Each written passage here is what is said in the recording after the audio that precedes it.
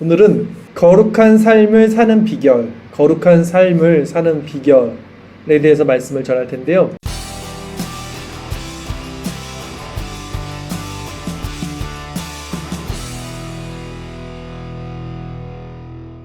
제가 예전에 여러분들에게 선물해 드렸던 그 월터 마샬의 성화의 신비, 그 책의 세 번째 챕터에 보면 그리스도의 연합이라는 주제의 내용이 있는데요.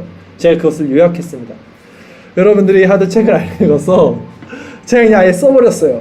써서 오늘 요약을 해서 그냥 읽어드릴 테니까, 이게 제 말이 아니라 이제 월터 마샬, 우리 청교도 신학자입니다. 굉장히 유명한 신학자예요. 존 머레이 신학자 아시죠? 들어보셨죠? 존 머레이가 가장 성화에 대해서 칭찬했던 책이 이 책이고요. 정말 좋은 책이고 정말 좋은 청교도 신학자인데, 그분 월터 마샬이 이제 그 챕터 세 번째 그리스도의 연합에 대해서 말씀하고 있는 거 제가 그냥 요약한 걸 읽어드릴게요. 거룩한 삶을 사는 비결은 그리스도와의 연합에 있습니다. 하나님의 율법을 준행하기 위해서는, 그러니까 거룩한 삶이 하나님의 율법을 즐거워하고 지켜 행하는 자들이지요. 이 하나님의 율법을 준행하기 위해서는 우리 영혼이 그리스도의 충만함으로부터 능력을 입어야 합니다. 거룩한 삶을 사는 능력은 그리스도를 통해 우리에게 주어집니다. 이런 점에서 성화와 칭의는 이제 유사합니다. 이렇게 말해요. 자, 먼저 칭의는 그리스도께서 우리를 위해 획득하신 의로서, 이로 말미암아 우리가 의롭게 된 거죠. 예수님이 하나님의 의를 성취하셨어요. 율법을 지켜서. 그래서 우리에게 그 의를 전가해줘서 우리가 의롭게 됐어요. 마찬가지로 성화도 우리를 위해 완전한 삶을 사신 그리스도 안에 살 때 우리가 그분의 거룩한 본성을 받는 거예요. 칭의는 그리스도의 의를 전가받는 것이고, 성화는 그리스도의 인격, 그 삶을 전가받는 거예요. 이게 포인트입니다. 오늘 성화에 대해서, 거룩하게 사는 비결에 대해서 말씀드리는 거예요. 다시 말해, 우리 스스로는 거룩한 본성을 가질 수 없습니다. 그리스도께 받아서 갖게 되는 거예요. 그리스도가 거룩하신 것을 우리가 받는 것, 이것이 성화라는 거예요. 그분과의 사귐을 통해 그분의 거룩한 사고방식을 받는 거예요. 그분의 사고방식이 뭐예요? 그분의 속성이에요. 그분의 생각, 마음이잖아요. 이것은 측량할 수 없는 놀라운 신비입니다. 이렇게 월터 마샬이 말해요. 이 대목에서 많은 사람들이 끔찍한 실수를 저지릅니다. 잘 들어보세요. 이제 어떤 실수를 저지르냐? 경건하다는 많은 사람들이, 그러니까 전제가 경건한 사람들이, 그러니까 신앙 없는 사람들 말고, 우리가 아까 얘기했어요. 제가 성화의 열매는 존재와 상태에서 일어나야 된다. 그러니까 그렇게 살지 않고 의무나 책임으로도 하지 않는 자연인들이 너무나 많기 때문에, 우리가 어떤 의무나 책임 율법으로만이라도 이웃을 사랑하고 선을 행하는 것은 귀한 것이다. 이런 얘기를 아까 교제 가운데 했는데, 그렇게 경건함을 추구하는 사람들에게 하는 말이에요. 그런 사람들에게. 즉, 경건하다는 많은 사람들이, 이 사람들이 이제 경건한 사람들이잖아요. 경건하다는 많은 사람들이 어떤 끔찍한 실수를 저지르냐? 많은 사람들이 그러니까 그들이 죄악된 본성을 죽이고 거룩한 마음을 가지고자 자신을 괴롭게 한다는 거예요. 이게 실수라는 거예요. 이게 왜 실수지? 자기를 쳐서 복종하는데 죄와 피 흘리기까지 싸우는 건데, 이게 지금 월터 마샬은 실수라 그래요. 끔찍한 실수라 그래요. 죄악된 정욕을 이기고 경건한 삶을 살려고 애쓴다. 이게 끔찍한 실수라는 거예요. 그러나 이는 어떻게 표현하냐면 돌에서 기름을 짜내려고 하는 격입니다. 우리가 막 경건하게 살려고 노력하는 게 돌에서 기름이 나옵니까? 근데 그런 행위랑 마찬가지라는 거예요. 결코 우리 스스로는 하나님의, 예수님의 그 사고방식 받지 않고는 우리 스스로는 성화되지 못한다 라는 얘기를 하는 거예요. 지금 많은 그리스도인들이 쉽게 이 오류에 빠집니다. 쉽게 빠지는 거예요. 거룩함을 자신의 노력을 통해서 이루려고 합니다. 결과적으로 그러면 그렇게 되면 어떻게 되냐? 경건한 삶은 고달프고 재미없는 것이 되고 맙니다. 경건을 추구하는 삶이 너무 고달프고 힘들고 재미가 없어요. 새벽마다 깨어 있어야 되고 나쁜 짓 하지 말아야 되고 좋은 거 해야 되고 이거 아니라는 거예요. 그러면 너무 힘들다는 거예요. 그 삶이. 자신의 마음과 욕구를 바꾸기 위해 발버둥 쳐야 하기 때문입니다. 너무 힘들다는 거야. 돌에서 기름을 짜내는 거라는 거예요. 이런 식으로는 결코 경건한 삶을 살 수 없다는 사실을 먼저 알아야 합니다.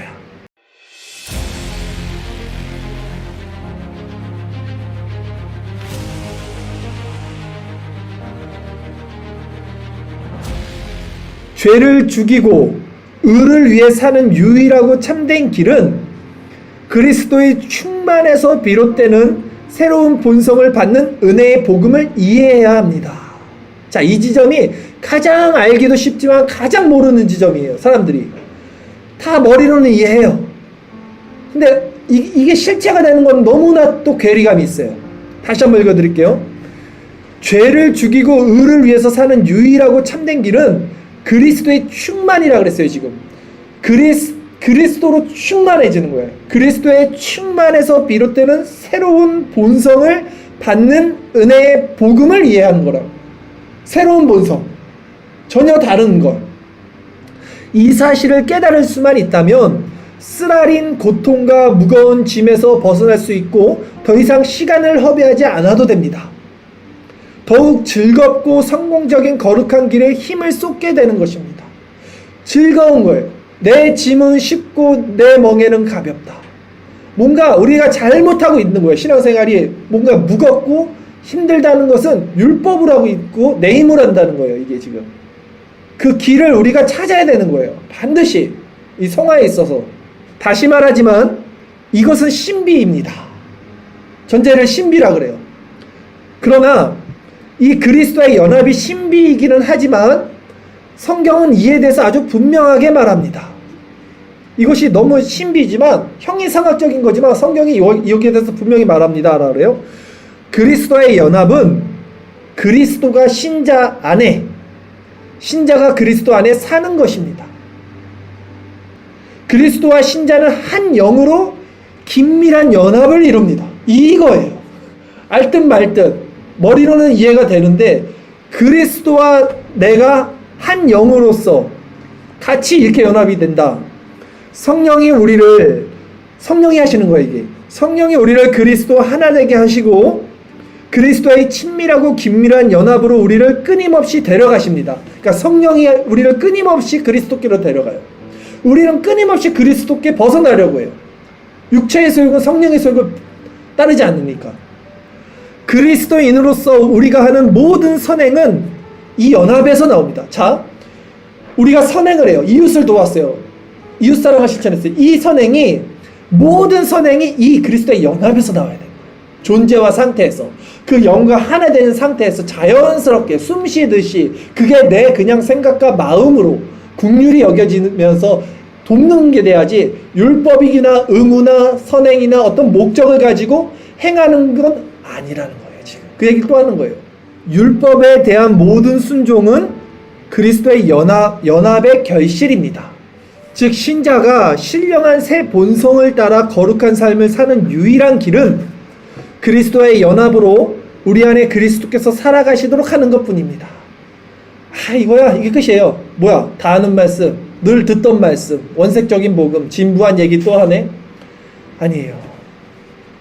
정말 이게 무슨 말인지 저는 10년 넘게 30년 동안 이 마음을 품고 한 가지 설교를 한 거예요. 사실은. 그러나 또 말씀드리는 거예요. 오늘도 이 밤도. 이것이 무엇인가? 요한복음 15장 4, 5절에 이렇게 예수님 말씀하셨잖아요. 내 안에 거하라. 나도 너희 안에 거하리라. 가지가 포도나무에 붙어있지 아니하면, 우리가 가지잖아요. 스스로 열매를 맺을 수 없음 같이 너희도 내 안에 있지 아니하면 그리하리라. 나는 포도나무요 너희는 가지라. 그가 내 안에 내가 그 안에 거하면 사람이 열매를 많이 맺나니 나를 떠나서는 너희가 아무것도 할 수 없습니다. 전제가 뭡니까? 그리스도를 떠나서 아무것도 할 수 없다는 거예요. 아무것도. 그러니까 우리가 존재적으로 변해서 이제는 그리스도와 내가 하나가 돼서 그리스도가 없는 나는 아무것도 할 수 없다라는 이 실존적 자각까지 가게 되는 상태가 일어나야 되는 거예요. 이게 관념이나 이성이나 지식이 아니라 존재와 상태가 변해야 된다고요. 그러니까 이게 신비라 그러는 거예요. 월터 마샬도. 근데 여러분 이거 처음 듣는 얘기 아니죠. 제가 맨날 하는 얘기잖아요. 청교도들도 이 얘기를 하는 거예요. 이거를 맛본 사람이 아니면 이 얘기를 못 하겠죠. 그리고 이걸 맛본 사람이 아니면 한 번 전하고 말 거예요. 몇 번 전하고 말 거예요. 왜냐면 자기 스스로가 이 안에서 생명이 없고 이게 능력이 아니라는 걸 아는데 이 지식을 전하는데 똑같은 얘기를 어떻게 10년, 20년, 30년 평생을 하겠습니까? 근데 이거를 실제 생명으로 맛보고 그리스도와 연합된 상태에서의 이걸 누린 사람은 알아듣든 못 알아듣든 이걸 외치는 거예요. 외칠 수밖에 없는 거예요. 정말. 네. 오늘 본문을 다시 한번 보세요. 요한일서 5장 11절 12절 말씀인데요. 우리 다시 한번 같이 읽읍시다. 시작. 또 증거는 이것이니 하나님이 우리에게 영생을 주신 것과 이 생명이 그의 아들 안에 있는 그것이니라. 아들이 있는 자에게는 생명이 있고 하나님의 아들이 없는 자에게는 생명이 없느니라.